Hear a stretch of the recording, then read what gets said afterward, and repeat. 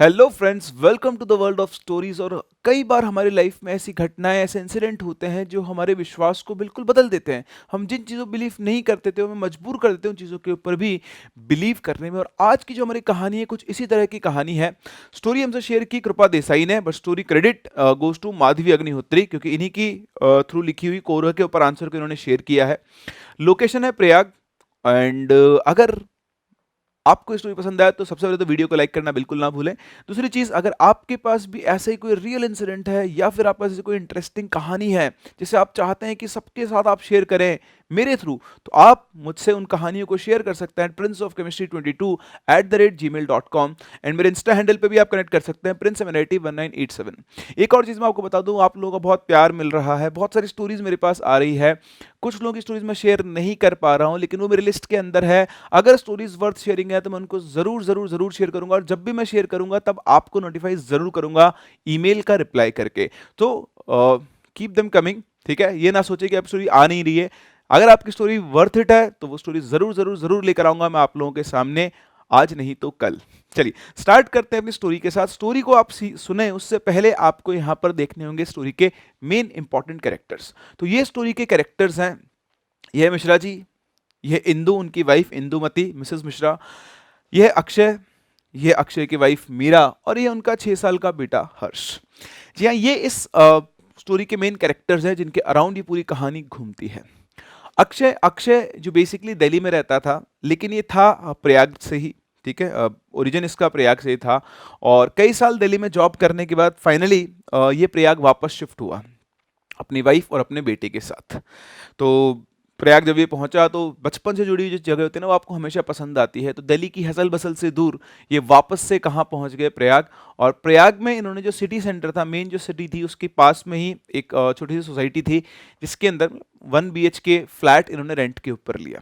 हाँ, नॉर्मल सी जॉब थी, तो बहुत ज़्यादा सच कुछ था नहीं कि बहुत रिच फैमिली से अक्षय बिलोंग करता था, ठीक है। तो इन्होंने क्या किया कि एक 1 BHK फ्लैट वहाँ पर क्या लिया, रेंट पे लिया। और वहीं इनके जो नेबर थे, वो नेबर थे मिश्रा जी।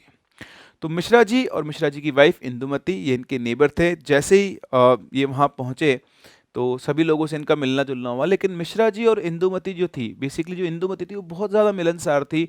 और जैसे ही इनके पास पहुँचे पहले ही दिन इंदुमती इनके घर पे राइस का एक पूरा का पूरा पैकेट, 5 kg का जो पैकेट था, वो लेके पहुँच गई। और बहुत ही फोर्सफुली उन्होंने उनको ये दिया। मना करने के बाद भी वो लोग उस राइस को वापस नहीं कर पाए, उनको ज़बरदस्ती ही लेना पड़ा। तो इंदुमती जी बहुत मिलनसार थी। और धीरे धीरे धीरे धीरे, क्योंकि जस्ट क्लोज नेबर्स थे, उनकी जो वॉल थी फ्लैट की, जस्ट एक दूसरे को टच करती थी। और इस तरह से दोनों के बीच में बहुत अच्छा, है ना, नेबर्स का जो रिलेशन होता है वो डेवलप होना शुरू हो गया। शुरुआत के कुछ दिन उनके अपने रिश्तेदारों से मिलने में और इन सब चीज़ों में गुजरे। आसपास के लोगों से मिलने में, जो सोसाइटी के अंदर जो बाकी लोग रहा करते थे, उन सब से मिलने में, दोस्ती यारी में इनके दिन गुजरे। लेकिन इनकी सबसे क्लोज फ्रेंडशिप जो डेवलप हुई मिश्रा फैमिली के साथ। एक दिन मिश्रा फैमिली ने अक्षय और मीरा को डिनर पे बुलाया, ऑब्वियसली उनके बच्चे के साथ। और डिनर पे उन्होंने बहुत बातें की। इंदु जी बहुत टॉकेटिव थी, वो उनको सब पूरा सिटी के बारे में बता रही थी इंदु, और साथ ही साथ जो नेबर्स हैं उनके बारे में बता रही थी। और मीरा को उनसे डिस्कशन करने में बहुत मज़ा आ रहा था। लेकिन अक्षय यहाँ पर एक चीज़ ऑब्जर्व कर रहा था कि मिस्टर मिश्रा जो थे, वो बिल्कुल साइलेंट बैठे हुए थे। वो बहुत ज़्यादा बातें नहीं कर रहे थे। थोड़ा थोड़ा बीच में उनसे कुछ पूछे तो वो जवाब दे देते थे, बट बाकी टाइम ऑलमोस्ट बिल्कुल साइलेंट ही रहते थे। इंदु जी को बच्चे बहुत पसंद थे। इंदु जी बच्चे बहुत पसंद थे, और वो बार बार हर्ष को पकड़कर अपने पास खिलाने की कोशिश करती। ये हर्ष, जो कि बेसिकली एक नॉटी चाइल्ड था, जनरली वो लोगों से डरता नहीं था, आराम से उनके साथ खेला करता था। लेकिन इंदु जी को देख के, इंदु जी के पास वो जा नहीं रहा था, वो उनसे घबराया हुआ था, उनसे डरा हुआ था। और जब भी उसको अपने पास बुलाती, वो उनसे दूर भाग के अपनी मम्मी की गोदी गोदी के अंदर जाके बैठ जाता। खैर, उन लोगों को लगे बच्चा है, बिहेवियर तो चेंज होता ही होता है, तो ज़्यादा ध्यान उन लोगों को दिया नहीं, ठीक। लेकिन इस तरह से वो डिनर कंप्लीट हुआ। डिनर करके जब अक्षय और मीरा अपने घर पहुंचते हैं, तो घर पहुंच के ऐसे ही बातें करते करते, हस्बैंड वाइफ बातें कर रहे हैं, तो अक्षय मीरा से बोलता है, यार एक बात समझ नहीं आई। तो बोलते क्या? तुमने देखा, मिश्रा जी बिल्कुल शांत थे, पता नहीं इंदु जी ने ऐसी कौन सी लीश उनके ऊपर बांधी हुई है कि इतने साइलेंट वो है। तो मीरा बोलती है, हाँ ये बात तो है, मुझे भी इंदु जी से बात करके सीखना पड़ेगा कैसे उन्होंने अपने पति को कंट्रोल में किया हुआ है। खैर, मजाक करते करते दोनों ने डिस्कशन एंड किया और वो अपना आराम से सो गए। अब ऐसे ही लाइफ चलना शुरू हुई। डिनर के बाद इनकी क्लोजनेस और बढ़ गई। अब इंदु जी और मीरा की फ्रेंडशिप बढ़ती जा रही थी और ये दोनों एक दूसरे से रेसिपी शेयर किया करते थे, खाना शेयर किया करते थे। इस तरह से दोनों फैमिलीज के अंदर बहुत ही अच्छी बॉन्डिंग यहाँ पर क्या हो गई थी, डेवलप हो गई थी। हम स्टोरी में आगे बढ़े उससे पहले मैं आपको थोड़ा सा इंदु का भी बैकग्राउंड बता दूं। इंदु और मिश्रा जी की और लव मैरिज थी। और इंदु जो थी एक रिच बिजनेस फैमिली से बिलोंग करती थी जिनका बेसिकली बुक्स का बिजनेस था। और वो मिश्रा जी के प्यार में पड़ गए और उसकी विल पावर इतनी स्ट्रांग थी कि उसकी फैमिली को उसको आगे झुकना पड़ा। और फाइनली उनकी फैमिली ने मिश्रा जी से उनकी शादी की और उनकी लाइफ चलती रही, इसलिए एक बुक शॉप इनके नाम कर दी जिनसे इनकी अर्निंग चला करती थी। तो ऐसे ही एक दिन संडे मॉर्निंग को इन दोनों फैमिलीज की चाय पकौड़ा पार्टी चल रही थी और बातें करते करते अचानक से मीरा ने इंदु से पूछा, इंदु जी आपकी कोई बेबी नहीं है? तो इंदु जी हंसते हुए बोलते, अरे मीरा क्या बताऊं तुम्हें, 8 साल हो गए मेरी शादी को, 3 बार मिसकैरेज हो चुके हैं। मेरे फादर ने मुझे शहर के सबसे बेस्ट गायनोकोलॉजिस्ट को दिखाया, सारी रिपोर्ट्स नॉर्मल आई है। इवन मैंने तो मिश्रा जी को भी फोर्स करके उनके भी सारे टेस्ट करवा लिए, उनके भी सारे टेस्ट सही हैं। पता नहीं क्यों हम लोग बहुत कोशिश करते हैं लेकिन कोई बेबी नहीं हो पा रहा है। और अब तो हमने ये सब किस्मत के ऊपर छोड़ दिया है, हम लोग अब इतना ज़्यादा इसके बारे में सोचते भी नहीं हैं। तो मीरा बोलती है, इंदु जी एक बात बोलूं? तो बोलती है, हाँ बोलो। आपको ना एक बार मनसा देवी टेम्पल जाना चाहिए। जो मनसा देवी टेम्पल में मेरे बहुत सारे ऐसे जानकार हैं जिन लोगों को बेबी नहीं हो रहा था, कोई संतान नहीं हो रही थी, लेकिन जैसे वो मनसा देवी टेम्पल में जाके मत्था टेक के आए, उसके बाद थोड़े टाइम के बाद वो सब मतलब एक्सपेक्टेड थे। तो इंदु हंसते हुए बोलती है, आह ये सब बस बकवास है, मैं भगवान में विश्वास नहीं करती। इंदु का ये क्वेश्चन सुनकर मीरा शॉक्ड रह गई। मीरा एक कंजर्वेटिव फैमिली के अंदर बड़ी हुई थी और वो यही मानती थी कि दुनिया में हर इंसान भगवान पे विश्वास करता ही है। ये सुनकर वो शॉक थी। वो घर वापस आती है मतलब पार्टी के बाद और अक्षय से बोलती है, अक्षय तुमने सुना इंदु जी ने क्या कहा, वो भगवान में विश्वास ही नहीं करती है। तो अक्षय बोलता है, अरे तुम पढ़े लिखी हो, तुम्हें समझ में नहीं आता है क्या? कई बार कई लोगों के साथ ऐसे इंसिडेंट हो जाते हैं कि उनका भगवान से विश्वास उठ जाता है। हो सकता है इंदु जी के साथ भी ऐसा ही कोई इंसिडेंट हुआ हो, तुम इतना दिमाग मत लगाओ। खैर मीरा के लिए भी ये बात आई गई हो गई, ठीक है, डिस्कशन हुआ। एक दिन की बात है, मॉर्निंग मॉर्निंग सुबह की बात है। तो सुबह सुबह मीरा अपने फ्लैट से बाहर निकल के, उसके पास एक करी का बहुत बड़ा बोल था, आलू करी का, और वो उस आलू करी को डस्टबिन में डालने जा रही थी। जैसे डस्टबिन में डालने वाली थी, सामने इंदु खड़ी हुई थी। इंदु ने, अरे क्या कर रही हो? तो बोलती, कुछ नहीं, रात की सब्जी है, अब कोई खाएगा नहीं, खराब होगी, इसलिए डाल रहे डस्टबिन। बोलते, अरे नहीं नहीं, सब्जी ऐसे वेस्ट नहीं करते हैं, लाओ मुझे दो, मैं खा लूंगी, मतलब। तो मीरा ने कहा ठीक है आप ले लीजिए, मुझे क्या फर्क पड़ता है, मतलब सब्जी ज़्यादा खराब नहीं थी, मना करती। जैसे उसने बोल दिया और बोल दे के घूमी वापस फ्लैट में जाने के लिए, तो उसने देखा कि मीरा, सॉरी, इंदु जो है वो सब्जी को लेकर नहीं गई। उसने गर्दन घुमा के देखा तो एक बार में इंदु ने पूरा का पूरा सब्जी का बोल गड़प लिया, एक ही बार में बिना रुके। मीरा को समझ में नहीं आया, उसने फटाफट से गेट बंद कर, पागल औरत है क्या? खैर उस टाइम घर पे कोई था नहीं तो वो डिस्कस भी किससे करती। खैर ये बात भी आई गई होगी, उसने ज़्यादा ध्यान नहीं दिया, हो सकता है कई बार कई लोगों को बहुत चीज़ पसंद आती है तो खा जाते हैं। अब ऐसे ही रात को सो रहे थे सभी लोग, तो रात के अंधेरे में अचानक से एक आवाज़ आती है, खिड़कियों में उठाने, धाक धाक। अक्षय उठता है, मीरा मीरा उठो, देखो ये कैसी आवाज़ है। तो उन्होंने देखा, धाक धाक खिड़कियाँ धड़कने की आवाज़ आ रही है, और आवाज़ आ रही है पड़ोस वाले फ्लैट से, मिश्रा जी के फ्लैट से। और फिर एक आदमी की ना, जैसे कोई भीख सी मांगता है, मतलब गरीबी, गरीबी भीख नहीं, बेसिकली माफ़ी मांगता है, I am sorry I am sorry I am very sorry. तो एक आदमी के इस तरह से बोलने की आवाज़ आई। तो अक्षय और मीरा ने दोनों ने इस तरह देखा, तो मीरा बोलती है, लगता है मिश्रा जी आज ड्रिंक करके आए हैं और वो इंदुमती जी से मिसबिहेव कर रहे हैं। अक्षय बोलता है, हाँ शायद हो सकता है। तो मीरा बोलती है, इस इंसान को तो मैं कल बताऊंगी, ये किसी काम का तो है नहीं, क्योंकि उसको बैकग्राउंड पता चल गया था कि उसने अपनी लाइफ में तो कुछ नहीं किया, अपनी वाइफ के ही बिजनेस के ऊपर वो चल रहा था। तो इस यूजलेस इंसान को तो मैं कल बताती हूँ कि कैसे अपनी पत्नी से वो मिसबिहेव कर सकता है। तो अक्षय बोलता है, मीरा तुम इन सब चीज़ों से बाहर रहो, ये उनका पर्सनल मैटर है, हम लोगों को इसके अंदर नहीं बोलना चाहिए, इसलिए तुम इस बारे में कुछ भी बात नहीं करोगे। तो मीरा को इसकी बात ठीक लगी और वो जाके अपना आराम से वापस से सो गए। ठीक है, अब क्या कर सकते हैं, पड़ोसी लड़ रहे होंगे, हम लोग क्या कर सकते हैं। मीरा सुबह उठती है और सीधा उठने के बाद पहुंचती है इंदु जी के घर और उनकी डोरबेल बजाती है। जैसे वो डोरबेल बजाती है, इंदु जी बिल्कुल हंसती खिलखिलाती सामने आती, बोलते, अरे मीरा तुम आओ। तो बोलती, इंदु जी आप ठीक है? हाँ मैं ठीक हूँ। अच्छा मैं तुम्हें एक बात बताना भूल गई कि लाल फाटक वाला जो मार्केट है वहाँ पर आज मैंगो मतलब मैंगो का जो मार्केट लगेगा, बेसिकली मैंगोज़ का सीज़न चल रहा था और वहाँ पे कोई लाल फाटक मार्केट है, यहाँ पे बहुत सारे अच्छे-अच्छे मैंगोज़ मिलते हैं वैरायटी के, पूरी मंडी लगती है। तो बोलती है कि तुम उस मंडी में चलोगी? तो बोलती है हाँ इंदु जी मैं चलूँगी, लेकिन अगर आप ठीक हैं तो। तो बोलती है Meera I am perfectly fine, मुझे क्या होना है? तो बोलता बिल्कुल ठीक है। बोले हाँ। मीरा को समझ में नहीं आता क्या बोले। बोले ठीक है चलते हैं। तो वो जाती है अपना घर का काम वाम करती है, उसके बाद दोनों जाते हैं लाल फाटक मार्केट और पूरा दिन बातें करते हुए सब्जियां खरीदते हैं, मैंगोज़ खरीदते हैं, बहुत अच्छी अच्छी क्वालिटी या वैरायटी के मैंगोज़ वो लेकर आते हैं खरीद के। और आते आते रास्ते में अचानक से उनको नहीं, बेसिकली इंदु को एक लिक्वर शॉप दिखती है। तो मीरा से बोलती है मीरा एक मिनट। वो जाती है, ठीक है, देसी दारू की दुकान। किसकी दुकान? देसी दारू की दुकान। वो जाती है और वहां से देसी दारू की 2 बॉटल खरीद लेती है। ये सब देख के मीरा का दिमाग खराब हो जाता है। बोलता है कैसा हस्बैंड है इसका, एक तो इसको दारू पी के मारता है और फिर इसको इतना मजबूर किया हुआ है कि इसी से वो दारू भी खरीदवाता है। Very bad. बेचारी पता नहीं कहाँ फंस गई है, कैसा इंसान इसको यहाँ पर मिल गया है। वो इंदु से पूछने की हिम्मत नहीं करती, बट वो अपने आप से परसेप्शन बना लेती है। इंदु चुपचाप से वो 2 बॉटल्स रख के वापस आती है और चलती है। तो उसकी हिम्मत ही नहीं होती इंदु से पूछने की कि क्या मिश्रा जी आपके साथ मारपीट करते हैं, क्योंकि एकदम से उसके पास इतना बेसिकली ये मान लो कि अथॉरिटी नहीं थी, या फिर वो सोचती थी कि मैं एकदम से ये सारी चीज़ें कैसे पूछ सकती हूँ।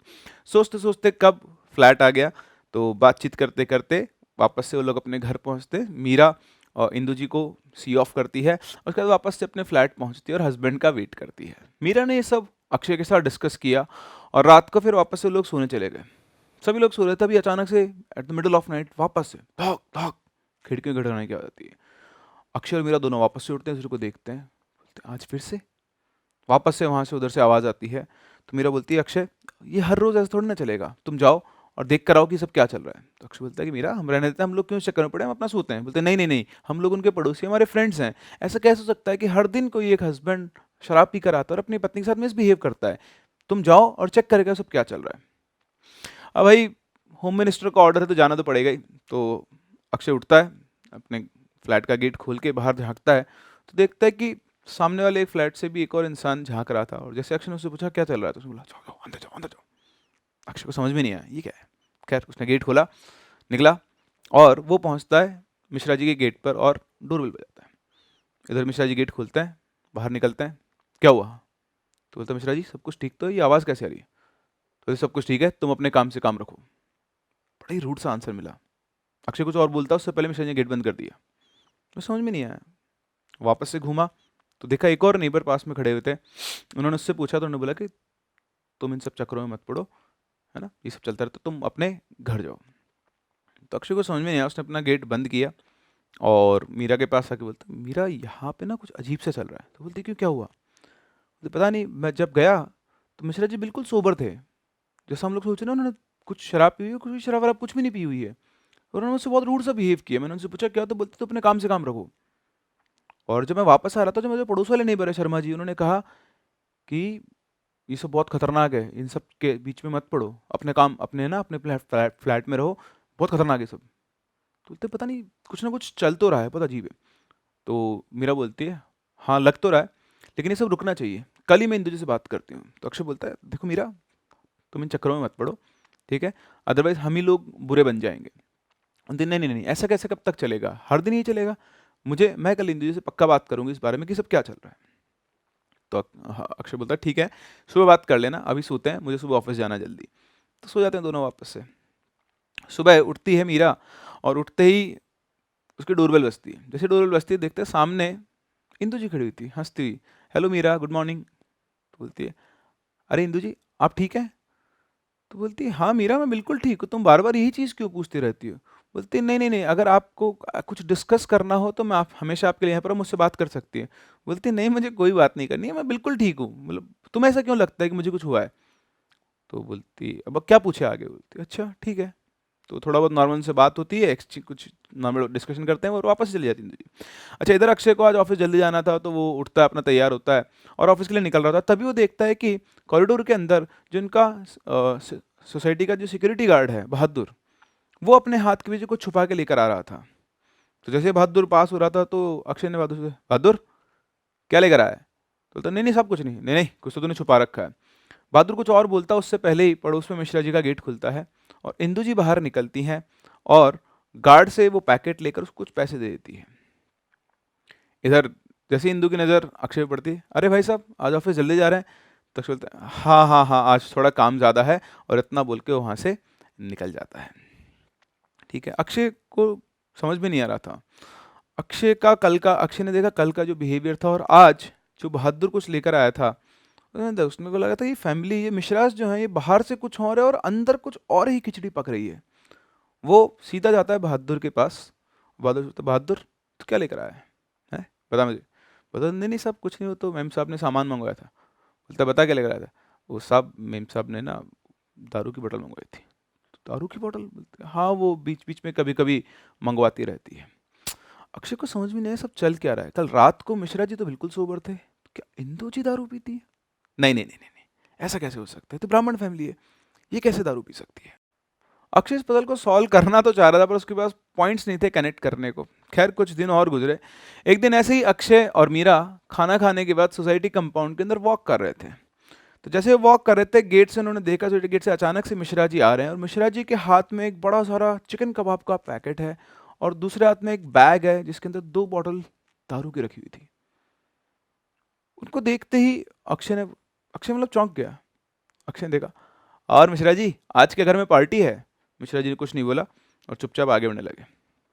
अरे मिश्रा जी बता दीजिए आज घर में पार्टी है, मुझे तो लगता था आप लोग, आपकी फैमिली में कोई भी नॉनवेज नहीं खाता है। मिश्रा जी ने अक्षय की तरफ देखा और बोला, मुझे भी नहीं पता था। उसका आंसर सुनकर अक्षय और मीरा दोनों चौंक गए। ये क्या आंसर था? खैर वो कुछ पूछते उससे पहले मिश्रा जी सीधा अपने घर की तरफ चले गए। उन्होंने भी चीज़ों को इग्नोर कर दिया और अपना वॉक करके आके अपना सो गए। अगले दिन हर्ष और मीरा को और उनके एक रिलेटिव के यहाँ जाना था अलीगढ़, तो वो लोग निकल गए। अक्षय अपना दिन भर का काम करके वापस घर आता है और शाम को खाना वाना खा के वैसे सोसाइटी कंपाउंड में घूम रहा था। घूमते घूमते जो कंपाउंड में घूमता था, इस कंपाउंड में एक चेयर रखी हुई थी जिसके ऊपर एक आदमी बैठा हुआ था। उसने ज़्यादा ध्यान दिया नहीं, लेकिन जैसे ही वो पास से गुजरा उसने देखा तो वो मिश्रा जी थे। मिश्रा जी ने हर्ष की तरफ, अक्षय की तरफ देखा और अक्षय ने मिश्रा जी की आंखों में देखा तो बिल्कुल एक डीप साइलेंस थी। बिल्कुल देखकर वो डर सा गया एकदम से, उसने रुका नहीं क्योंकि उनका बिहेवियर बड़ा अजीब सा चल रहा था। तो वो आगे निकल गया। जैसे वो आगे निकला तो उसे लगा कि उसके पीछे कोई है। पीछे जैसे उसने घूम के देखा तो मिश्रा जी उसके सामने खड़े थे हाथ जोड़ के। प्लीज़ मुझे बचा लो, मैं पागल हो जाऊंगा, प्लीज़ कुछ करो, मेरे साथ मेरे घर चलो और मुझे इस चीज़ से बचाओ। तो बोलता मिश्रा जी क्या हुआ? बोलता मैं बहुत सफ़र कर रहा हूँ, प्लीज़ मेरी हेल्प करो, प्लीज़ मुझे इस चीज़ से बचा लो, आप चलो मेरे साथ घर पे, मैं बताता हूँ क्या हुआ। अक्षय जिस पजल को सॉल्व करने की कोशिश कर रहा था वो खुद उसके सामने खुलने वाली थी। अक्षय मिश्रा जी के साथ वापस जाता है, गेट खोलते हैं, अंदर पहुंचते हैं, देखते हैं कि फ्लैट के अंदर एक बहुत अजीब सी साइलेंस थी। आगे बढ़ते हैं, देखते हैं उनके बेडरूम में पहुंचते हैं तो बेडरूम में अजीब सी स्मेल आ रही थी और पूरा बेडरूम डिसमेंटल था, इधर उधर चीज़ें रखी हुई थी और बीच में बेड पर बैठी हुई थी इंदू जी, हाथ ऐसे रख के, बाल पूरी तरह से बिखरे हुए। और जैसे मिश्रा जी अंदर आए, इंदू ने ऊपर देखा, उसकी आंखों में एक अजीब सी हैवानियत थी। ये सब देख के अक्षय जहां था वहीं का वहीं खड़ा रह गया। और जैसे ही इंदू ने मिश्रा जी को देखा, वो एक आदमी की आवाज में बोलती है, आ गया तू, दारू और चिकन कहाँ है? ये सुन के अक्षय का दिमाग खराब। वो कुछ बोल पाते, मिश्रा जी कुछ बोल पाते उससे पहले ही इंदू के हाथ में जो उसने उठा के मिश्रा जी के ऊपर फेंका। मिश्रा जी थोड़ा साइड हुआ, जाके दीवार पर गिरता, धाक। फिर से कुछ चीज़ों के हाथ में उस फिर उठा के उसने भेजा, फिर से धाक। मिश्रा जी कुछ बोल पाते, अक्षय को समझ में आ गया था ये धाक धाक आवाज कहाँ से आती थी। मिश्रा जी कुछ बोल पाते उससे पहले ही इंदू उठ खड़ी हुई और सीधा मिश्रा के पास पहुंचे, उसको 2 लात मारी। दोनों लात उसके पैर घुटने के नीचे वाले हिस्से पड़ते, वो नीचे गिर जाता है। और फिर वो खींच के उसके मुंह पर एक पंच मारती है और पंच मारने से मिश्रा जी के नाक से खून निकलना शुरू हो जाता है। अक्षय को समझ में आता सब क्या चल रहा है, और बहुत तेज है, ला मेरा दारू और चिकन। मिश्रा जी लंगड़ाते लंगड़ाते घिसते घिसते रेफ्रिजरेटर में जाते हैं। रेफ्रिजरेटर से वो 2 बड़े बोल चिकन के निकालते हैं और 2 दारू की बॉटल, और लाके जो सामने रखते हैं। जैसे सामने रखते हैं वो सिर्फ 2 पीसेस में चिकन को फाड़ती है और खा जाती है। और उसके बाद दारू की बोतल बिना पानी वानी सीधा अंदर 2 दारू की बोतल पी के और सीधा जाती है बेड पे और इंस्टेंटली सो जाती है। ये सारी पिक्चर अक्षत के सामने चल रही थी। अक्षत को अपनी आंखों पर विश्वास नहीं था कि वो क्या देख रहा है। पूरे रूम की साइलेंस ब्रेक होती है इंदु के खड़राटों से। वो सो चुकी थी। मिश्रा जी बेचारे जमीन पे पड़े हुए थे। अक्षय उनके पास जाता है, उन्हें उठाता है। मिश्रा जी सब क्या चल रहा है? तो बोलता है तुम देख रहे हो ना, मेरी ज़िंदगी में 8 साल से यही चल रहा है। पता नहीं कोई ऐसी चीज़ है जो मुझे बता रही है कि तुम मुझे इससे छुटकारा दिला सकते हो। प्लीज़ मेरी हेल्प कर दो। मेरी ज़िंदगी बर्बाद हो चुकी है। मैं अपनी इंदु को वापस लाना चाहता हूँ। उसे पता नहीं क्या हो गया है। वो कभी भी इस तरह से बिहेव करती है, उसको चिकन खाना है, दारू खाना है। उसकी फैमिली में आज तक किसी ने नॉन-वेज नहीं खाया, वो कभी नॉन-वेज नहीं खाती थी। पता नहीं इसे क्या हो गया और पिछले 8 सालों से मेरे साथ ये चल रहा है। ये मुझे मारपीट कर रही है। प्लीज़ मुझे इस चीज़ से बाहर निकालो। अक्षय को कुछ समझ में नहीं आ रहा, तो उसने बोला, मिश्रा जी, आप मुझे डिटेल में बताओ ये सब क्या है, क्या चल रहा है और ये कब से चल रहा है और क्या सा हुआ क्या है? क्यों वो ऐसा बिहेव कर रही है? तो मिश्रा जी बोलते हैं कि ये सब 8 साल पहले शुरू हुआ। 8 साल पहले जब हमारी शादी हुई, तो हम लोगों ने डिसाइड किया कि हम 1 साल के बाद हनीमून पे जाएँगे, ताकि मैं इतना पैसा सेव कर सकूँ कि उसे मैं मुंबई ले जा सकूँ, जहाँ वो हमेशा जाना चाहती है, उसका फ़ेवरेट प्लेस था। हम लोग हनीमून पे मुंबई गए 1 साल के बाद, और जब हम वापस लौटे, तभी से चीज़ें बिगड़ना शुरू हो गई। मेरी स्वीट वाइफ, जिसका बहुत अच्छा नेचर था, वो एकदम से अजीब सा बिहेव करने लगी, चिड़चिड़ाने लगी, छोटी-छोटी बातों पे मुझसे लड़ने लगी। मुझे लगा, उस टाइम पर वो 1 मंथ प्रेग्नेंट थी, तो मुझे लगा प्रेगनेंसी की वजह से और इन सब मूड स्विंग्स की वजह से वो ऐसा कर रही है। लेकिन 1 महीने बाद उसका मिसकैरेज हो गया।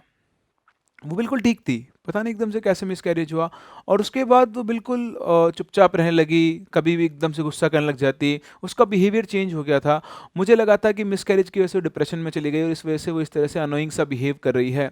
लेकिन फिर उसका बिहेवियर और ज़्यादा बिगड़ने लगा। वो अचानक से उसको नॉन-वेज यानी मीट खाने की क्रेविंग होने लगी, जबकि कभी भी उसने अपनी लाइफ में मीट नहीं खाया था। लेकिन वो अचानक से मुझसे मीट माँगने लगी, उसको क्रेविंग होने लगी नॉन-वेज फूड खाने की। मैंने उसको बहुत सारे डॉक्टर और साइकियाट्रिस्ट को दिखाया। सभी लोगों ने बोला कि स्ट्रेस की वजह से सब हो रहा है।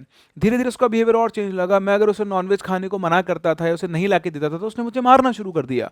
वो रात के टाइम पर एकदम से उठकर नॉन-वेज माँगा करती थी और वो मुझे मारा करती थी, गालियाँ देती थी, मारती थी, जब तक मैं उसे नॉन-वेज नहीं खिलाया जाता था। मुझे उसका बिहेवियर समझ में नहीं आता, एकदम सडन चेंज कैसे आ गया है। उसके बाद भी मैंने उसको साइकियाट्रिस्ट को दिखाया, हर डॉक्टर को, साइकियाट्रिस्ट को दिखाता था, वो यही बोलता था कि डिप्रेशन की वजह से सब हो रहा है। और उसके बाद मैंने डॉक्टर्स के पास जाना भी बंद कर दिया, क्योंकि डॉक्टर को जब मैं बताता था कि मेरी वाइफ मुझे हर रात मारती है, तो वो लोग मुझ पे हँसा करते थे, तो मैं बड़ा ही एम्बैरेस सा फ़ील करता था। ऑब्वियसली किसी भी डॉक्टर को जाके आप ये बताओगे कि मेरी वाइफ कभी भी उठ के मुझे मारने लग जाती है, तो डॉक्टर के सामने, हर के सामने आप एम्बैरेस तो फ़ील करोगे ही करोगे। तो इस तरह से मैंने डॉक्टर्स के पास जाना भी बंद कर दिया, और इंदु की जो बिहेवियर है वो और ज़्यादा वायलेंट होना शुरू हो गया। फिर मुझे कुछ लोगों ने बोला कि हो सकता है, मतलब जो मेरे क्लोज़ वंस थे, तो मैंने उनसे पता किया, तो उन्होंने बोला कि पंडित या किसी तांत्रिक से आप बात करो। तो मैं एक तांत्रिक के पास भी गया। उस तांत्रिक ने मुझे बताया कि हो सकता है कि इसके ऊपर किसी बुरी आत्मा का साया हो। तो उस तांत्रिक ने कुछ पूजा पाठ किए, और पूजा पाठ करने के बाद उसका बिहेवियर और ज़्यादा चेंज हो गया, वो और ज़्यादा वायलेंट हो गई। अब वो, जब उसको इच्छा होती थी, मतलब जब भी उसका मन कर जाता, उसको 2 से 3 चिकन खाने होते थे बड़े-बड़े, और उसके बाद 2 से 3 बॉटल लिख कर के उसको चाहिए थी, जब उसकी इच्छा हो पीने के लिए। और अगर मुझसे वो नहीं ला के देता, तो वो मुझे मारा करती थी, मुझे लातों से मारती, घूंसों से मारती, और उसका बिहेवियर बहुत ज़्यादा वायलेंट होना शुरू हो गया था। और अभी पिछले कुछ दिनों से तो और भी ज़्यादा वायलेंट हो रही है। इस पूरे फेज़ के दौरान हमारे 2 बार और मिसकैरेज हो चुके हैं। वो 2 बार और प्रेग्नेंट हुई थी, और दोनों बार मिसकैरेज हुए, और मिसकैरेज भी कुछ ऐसे टाइम पर हुए जब वो बहुत खुश थी। ऐसा कुछ नहीं था, सडनली एकदम से मिसकैरेज हो गए। मुझे कुछ भी समझ में नहीं आ रहा था, और अभी कुछ दिनों से, पिछले कुछ दिनों से उसका वायलेंट नेचर और ज़्यादा बढ़ गया है। वो तब तक घर की खिड़कियों को पीटती रहती है जब तक मैं उसे खाने को नॉनवेज ना दूँ, और अगर मैं उसे मना करता हूँ तो मुझे लात मारती है। लात मार-मार कर वो मुझसे कहती है कि मुझे नॉनवेज ला के दो, मुझे दारू ला के दो, और अगर मैं नहीं देता हूँ तो तुमने देख ही लिया है आज कि मेरे साथ क्या हो रहा है। मुझे कुछ समझ में नहीं आ रहा है। कोई तो ऐसा इंसान हो जो मेरी मदद कर दे, मुझे इस चीज़ से बाहर निकाल दे। मुझे बस अपनी पुरानी वाइफ़ वापस चाहिए, मैं किसी और से कुछ नहीं चाहता हूँ। अक्षय, प्लीज़ तुम मेरी कोई हेल्प कर दो। तुम्हें देखकर मुझे ऐसा लगता है कि तुम मेरी हेल्प कर सकते हो।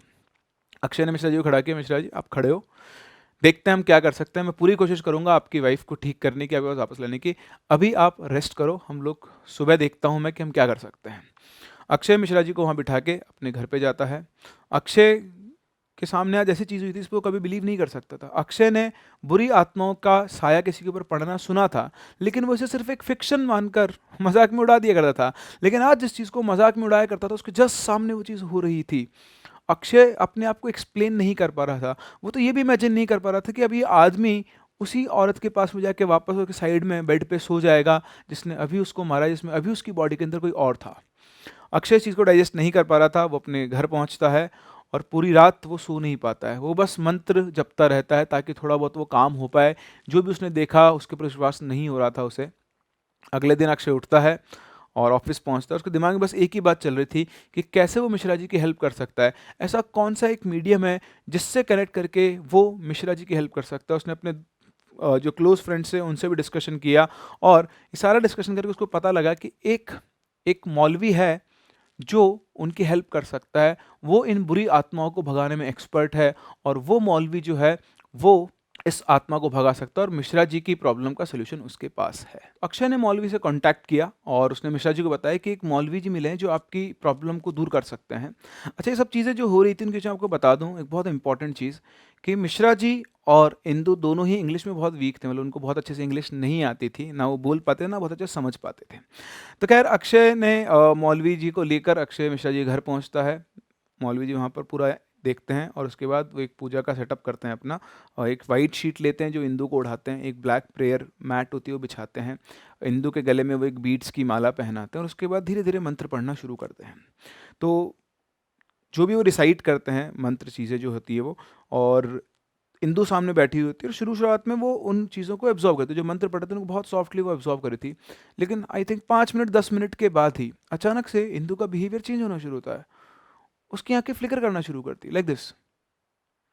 पहले धीरे धीरे, फिर एकदम से बहुत तेज बहुत तेज बहुत तेज उसकी आंखें मचलने लग जाती है, फिर वापस से धीरे होती है। तो लगातार ये प्रोसेस चलता रहा, करीबन 15 मिनट तक लगातार उसकी आंखों का मूवमेंट कभी बढ़ जाता, कभी स्लो हो जाता, कभी बहुत तेज हो जाता, कभी स्लो हो जाता। 15 मिनट के बाद अचानक से उसकी बॉडी के अंदर अजीब से मूवमेंट शुरू हुए। उसकी बैक एकदम से आर्क हो गई, बॉडी ऐसे से घूमना शुरू हुई, मुंह ऐसे टेढ़ा हुआ, और मुंह से एक आदमी की तरह आवाज़ निकली, और आवाज़ करके वो ऐसे करके एक आदमी की तरह बैठ गई।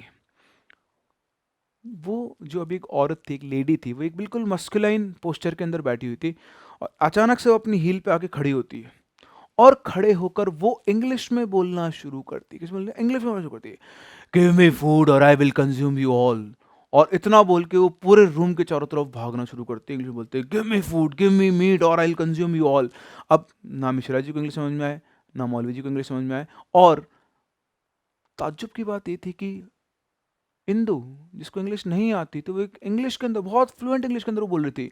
मौलवी मौलवी साहब और मिश्रा जी दोनों अक्षय की तरफ देखते, इसको इंग्लिश आती थी, तो उसने उनको समझाया कि ये मीट मांग रही है, इसको मीट चाहिए।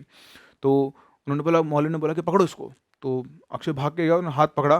तो जैसे उसने हाथ पकड़ा, वो इंदु जो थी उसने अक्षय की आंखों में इस तरह से घूर के देखा, और देखते ही अक्षय की तो बोला ये मान लो ग्रेवी छूट गई वापस से उसके हाथ को ही। फिर भी अक्षय ने पूरा अपना करेज संभाला और उससे पूछा, कौन हो तुम? तो बोलता, I am Deshpande, I am living in her body from past 8 years, I have consumed all her children's, but there is no more left. I want meat, give me some meat, otherwise I'll consume you all. तो ये सुनकर अक्षय के होश उड़ गए, shit ये क्या था। तो उसने वापस से मौलवी जी और मिश्रा जी दोनों देख रहे उनकी तरफ, तो समझाया कि इसने क्या बोला, और उसके बाद मौलवी ने कहा कि तुम दोनों इसको पकड़ो। तो जैसे ही दोनों के दोनों उसको पकड़ने आए, मिश्रा जी और अक्षय दोनों ने उसको पकड़ा, तो इंदु कहाँ उनके बस में। इंदु तो एक हाथी की तरह पावर उसके अंदर आ गई थी।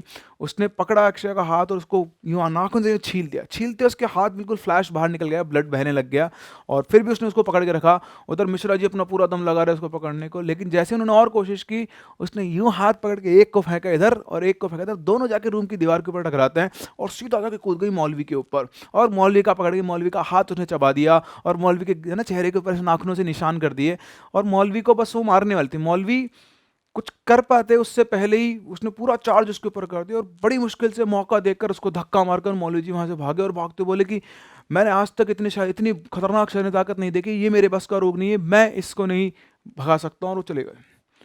जाने के बाद इधर वापस से दोनों देखे उसको, तो फटाफट से मिश्रा जी उठ के भागते हैं, फ्रिज में से चिकन निकालते हैं, उसकी तरफ फेंकते हैं, दारू की बोतल से लुढ़काते हैं, और चिकन खा के दारू पी के वापस इंदुमती वहीं की वहीं सो जाती है, और दोनों गहरे सांस लेते हैं कि बच गए। अब मिश्रा जी की एक होप थी वो भी खत्म हो गई। मिश्रा जी को लगा था कि मौलवी साहब उसकी हेल्प कर देंगे, बट वो भी यहाँ कुछ नहीं कर पाए। अगले 2-3 दिन अक्षय मिश्रा जी से नहीं मिला। वो अपने वो उस चीज़ को डाइजेस्ट नहीं कर रहा जो उसने देखा था। और एक दिन सुबह सुबह जब वो अपने ऑफिस के लिए तैयार हो रहा था, अचानक से उसके गेट पर एक नॉक होती है। गेट खोलता तो सामने एक वाइट कपड़ों के अंदर, वाइट धोती और भगवे के अंदर एक स्वामी जी संत थे। तो उन्होंने पूछा, मिश्रा यहीं रहता है? तो अक्षय बोलता है नहीं नहीं, वो पास वाले फ्लैट में रहते हैं। अच्छा ठीक है, तो वो उधर जाते हैं, तो अक्षय उनके पीछे उनके साथ में जाता है, चाहे गेट पे जाते हैं, तो मिश्रा जी गेट खोलते हैं। जैसे मिश्रा जी गेट खोलते हैं, स्वामी जी ना कुछ नहीं पूछते, सीधा बोलते हैं, कब तक तुम उस प्रेतात्मा का भार झेलते रहोगे, वो तुम्हारे सारे बच्चों को खा चुकी है।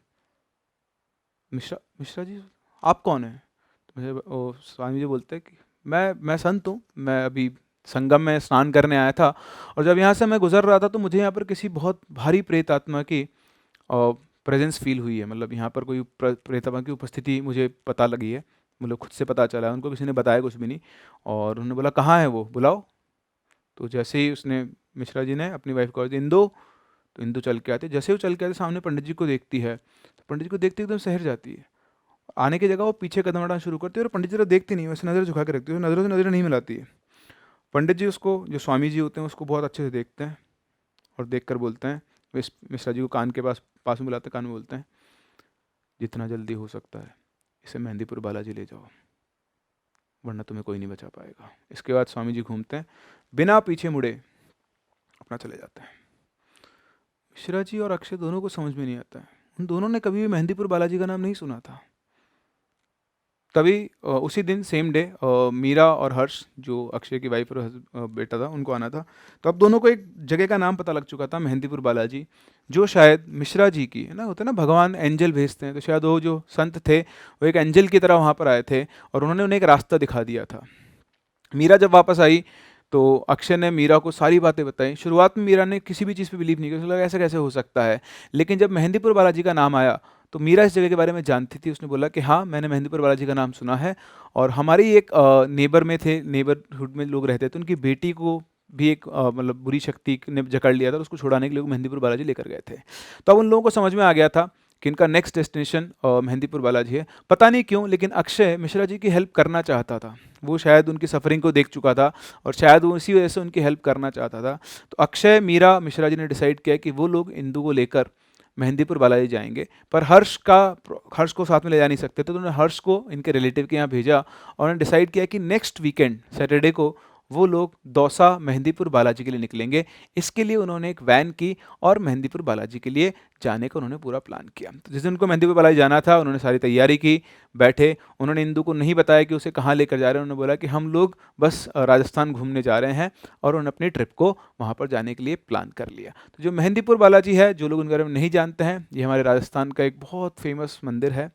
और अगर मैं इस चीज़ को खुला बोल सकता हूँ कि अगर आप में से कोई भी, आपके नोन, दूर वाले, पास वाले, कभी ऐसा कोई केस आए जिसके साथ ऐसे डेमोनिक पोजेशंस हों या ऐसी कोई इश्यूज़ हों, तो वो एक बार मेहंदीपुर बालाजी अगर विजिट करें तो वहाँ से उनको फ़ायदा ज़रूर मिल सकता है। तो ये लोग भी चल पड़े मेहंदीपुर बालाजी के लिए।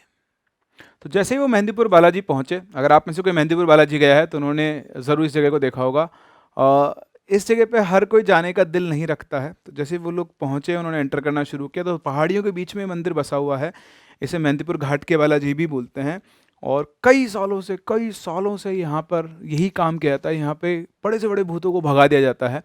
तो जैसे ये लोग वहाँ पहुँचते हैं तो इन लोगों को कुछ प्रसाद दिया जाता है, जो कि इनको हवा में फेंकना होता है, और चलना शुरू करते हैं। देखते हैं कि यहाँ पर जो सीन होता है बिल्कुल अलग होता है, यहाँ की वाइब्स बिल्कुल नेगेटिव होती हैं, यहाँ के कुछ रूल्स होते हैं जो आपको प्रॉपरली फॉलो करने होते हैं। तो वहाँ पे जैसे एंटर कर रहे थे, वहाँ पे तो कुछ लोग बंधे हुए थे, है ना, चैनों से बंधे हुए होते हैं, पत्थरों से कीलें गड़ी हुई होती हैं, चैन से बंधे हुए थे लोग, और ऐसे घूमते रहते हैं। मैंने खुद ये प्लेस विजिट किया बचपन के अंदर, उसके बाद दोबारा मैं कभी नहीं गया, करेज ही नहीं था इतना वहाँ जाने का, ऐसी हालत में लोगों को आप देख नहीं सकते हैं। तो उन्होंने अंदर चलना शुरू किया, और जैसे जैसे वो लोग अंदर जा रहे थे, इंदु अंदर जाने के लिए रेजिस्ट कर रही थी, वो वापस से वहां से भाग जाना चाहती थी, लेकिन तीनों उसको फोर्सफुली पकड़कर अंदर लेकर गए। जैसे ही वो अंदर पहुंचे, एक बड़ा हॉल सा था, और उस हॉल में बहुत सारे पुजारी थे। तो जैसे वो अंदर पहुंचे तो एक पुजारी उनके पास चल के सामने आया। ये वही संत थे जो उस दिन मिश्रा जी के घर पे आए थे। उन्होंने जैसे उनको देखा, वो उनके पास आए, और उनसे बात करके उनको बड़े जो मेन हेड पुजारी होते हैं पंडित जी, उनके पास लेकर गए। वो अंदर और हॉल के अंदर एक और रूम था, वहाँ गए, तो वहाँ पे जो पंडित जी थे वो बूढ़े पंडित जी थे, उनकी उम्र करीबन, या आप मान लो 85-90 साल के आसपास रही होगी। और इन पंडित जी ने जाकर उनको बताया, तो जैसे उन्होंने सब कुछ देखा, उनको ऑब्जर्व किया, बोला इस कन्या को, इस बिटिया को तो पिछले 8 साल से इस आत्मा ने जकड़ा हुआ है, और ये जो आत्मा है ये इसके मतलब इसके सारे बच्चों को खा गई है, सब कुछ हो, सब इसने पूरे इसकी बॉडी को अच्छे से पजेस कर लिया, अब इसको ये इतने आसानी से छोड़ नहीं सकती है, पर तुम चिंता मत करो, बाबा सबकी रक्षा करते हैं, तुम्हारी भी करेंगे। तुम जब मुंबई गए थे, किसी को कुछ नहीं बताया था, उनकी सिद्धियाँ थी जिनसे उन्होंने सब कुछ पता किया। तो तुम जब मुंबई गए थे तो ये आत्मा इसके साथ वहीं पे चिपक गई थी। ये एक एक्सीडेंट में मारा गया था और इसकी आत्मा को मुक्ति नहीं मिली, इसके शरीर की वो ना अंतिम क्रिया नहीं की गई। और इसलिए जब तुम उस रास्ते से गुजर रहे थे तो ये इसने तुम्हारी बीवी को अपने वश में कर लिया, और उसके बाद से आज तक ये उसके शरीर में ही ये आत्मा बैठी हुई है। और जैसे जैसे टाइम गुजरता जाता है ये और ज़्यादा पावरफुल होती जाती है। तो इसको, इसकी आत्मा को इसके शरीर से बाहर निकालना इतना आसान काम नहीं है, लेकिन तुम चिंता मत करो, इतने सालों तक मैंने ये काम किया है। तो इसकी आत्मा जब इसके शरीर से बाहर हम निकालेंगे तो ये जो पूरा तरीका है इसमें आप लोग को दिक्कत हो सकती है, क्योंकि वायलेंट तरीका होता है, हम इनको मारेंगे पीटेंगे भी। तो मैं आपको सजेस्ट करूँगा कि आप लोग सब यहाँ से बाहर चले जाएं। तो तीनों में से कोई भी इंदु को वहाँ छोड़ने के जाने के लिए तैयार नहीं हुआ। उन्होंने पंडित जी बोला, पंडित जी आपको जो करना है करो, बट हमारी आंखों के सामने करना होगा। पंडित जी बोला ठीक है।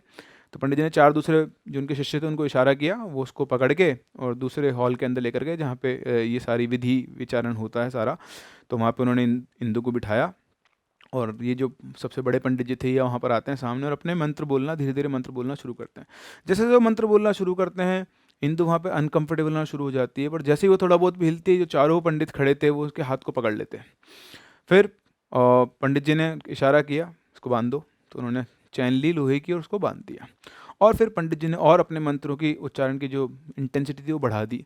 और जैसे जैसे मंत्रों की इंटेंसिटी बढ़ती जा रही थी, इंदु के बॉडी के अंदर मूवमेंट्स बढ़ते जा रहे थे।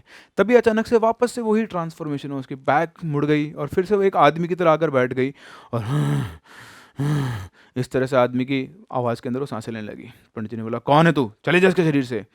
तो वो आदमी की आवाज़ बोलता, नहीं जाऊँगा, मैं इसके शरीर को छोड़ के नहीं जाऊंगा। और जो गालियां मन में आ रही वो गालियां पंडित जी को दे रहा, जैसे मन में आए बुरी बुरी गालियां पंडित जी को दे रहा। और पंडित जी अपने काम में लगे हुए हैं। और फिर जब उसकी पावरफुल वो ज़्यादा पूरा उसने पोजीशन में आ गया, पूरा बिहेव करने लगा, उसके बाद उसने चैन तोड़ी। जैसे उसने चैन तोड़ी, बाकी चारों पंडित वापस उसको पकड़ते और फिर से बांध देते। इस तरह से 3 से 4 बार इंदु ने वो लोहे की मोटी मोटी चैनें तोड़ दी, लेकिन हर बार वो जो पंडित जी और जो 4 पंडित थे वो वापस उसको पकड़ के बांध देते। और इस तरह से करीबन 1 घंटे तक ये प्रोसेस चलता रहा, चलता रहा, चलता रहा। फिर पंडित जी गंगा जल लेकर आए, उन्होंने उसमें मंत्रों का उच्चारण किया और उसके शरीर के ऊपर फेंका। तो शरीर के ऊपर जैसे ही फेंका, तो जहाँ जहाँ उसके शरीर पे वो पानी पड़ा, लगे वो जल गया और बुरी तरह से वो कराहने की आवाज़ आई। पंडित जी बोले, निकल जा इसके शरीर से। निकलते निकलते फिर वो हनुमान जी के पैरों में से एक मोर पंखों का झाड़ा होता है वो लेकर आओ, झाड़े से झाड़ने लगे और अपने मंत्रों का उच्चारण करने लगे। ये प्रोसेस चलता रहा, आधे पौन घंटे तक ये सब कुछ चलता रहा। फिर थोड़ी देर के बाद अचानक से इंदु की बॉडी बिल्कुल लूज हो गई और वो सो गई। पता नहीं कितनी देर के बाद इंदु को होश आया, और जैसे उसे होश आया वो खड़ी हुई पूछती कि हम लोग कहाँ पर हैं। पंडित जी वहीं पास में बैठे थे। पंडित जी आते हैं और बोलते हैं, बाबा ने उस आत्मा को देख लिया है, अब तुम मुक्त हो, तुम लोग यहाँ से जाओ, ये बिल्कुल ठीक है। अब जो भी पिछले 8 सालों में सब भूल जाना। एक चीज़ ध्यान रखना, यहाँ से तुमको कुछ भी खाना नहीं है, कुछ भी लेना नहीं है। चुपचाप सीधे अपने घर जाओ, दोबारा पीछे मुड़ के मत देखना और अपनी नई जिंदगी शुरू करो। बोलो रामचंद्र हनुमान की जय। तो तीनों ने रामचंद्र हनुमान की जय बोला और उसके बाद मंदिर से बाहर निकलना शुरू हुए। तो मंदिर से बाहर निकल जब वो रहते तो वहाँ पर भजन चल रहे थे, सिया के राम की जय, सिया के राम की जय। और सबसे ज़्यादा वहाँ पे कौन चिल्ला रहा था, सबसे ज़्यादा तेज़ आवाज़ किसकी आ रही थी, इंदु की आ रही थी। मिश्रा जी आज बहुत खुश थे। फाइनली 8 साल के बाद उनको अपनी वाइफ वापस मिल गई है जो किसी और के पोजीशन के अंदर थी। तो बहुत बहुत बहुत खुश थे मिश्रा जी इस बार, और उन्होंने अक्षय को बहुत बहुत बहुत धन्यवाद दिया, बहुत थैंक्स कहा, क्योंकि उसका ऐसा पड़ोसी हर किसी को मिलना पॉसिबल नहीं है। तो इस तरह से मिश्रा जी की लाइफ में पिछले 8 साल जो संकट आया हुआ था वो जाके दूर हुआ मेहंदीपुर बालाजी से। तो अगेन मैं आपसे कहूँगा कि अगर आप लोग विश्वास करते हैं और अगर आप लोग कि ऐसी किसी प्रॉब्लम से जूझ रहे हैं तो आपको भी एक बार वो टेम्पल ज़रूर विजिट करना चाहिए। आपकी दुविधाओं का निवारण वहाँ से होगा ही होगा। उसके बाद वो नॉर्मल लाइफ जीने लगे। 5 साल बाद उनके बेटा हुआ और आज वो अपनी हैप्पी लाइफ जी रहे हैं। तो ये थी कहानी इंदुमती की, जिसको पजेस किया था एक एविल स्पिरिट ने। आई होप आप लोगों को ये कहानी बहुत पसंद आई होगी। और कुछ ऐसी चीज़ें होती है जिन पर हम बिलीव नहीं करते हैं, लेकिन जब चीज़ें आके आपकी आंखों के सामने होती तभी जाके आपको उनका अंदाज़ा लग पाता है कि इस लेवल पर भी चीज़ें होती हैं। हम लोग मिलते हैं अपनी अगली कहानी में, अपने अगले वीडियो में, अपनी अगली कहानी के साथ। तब तक के लिए keep loving and keep listening.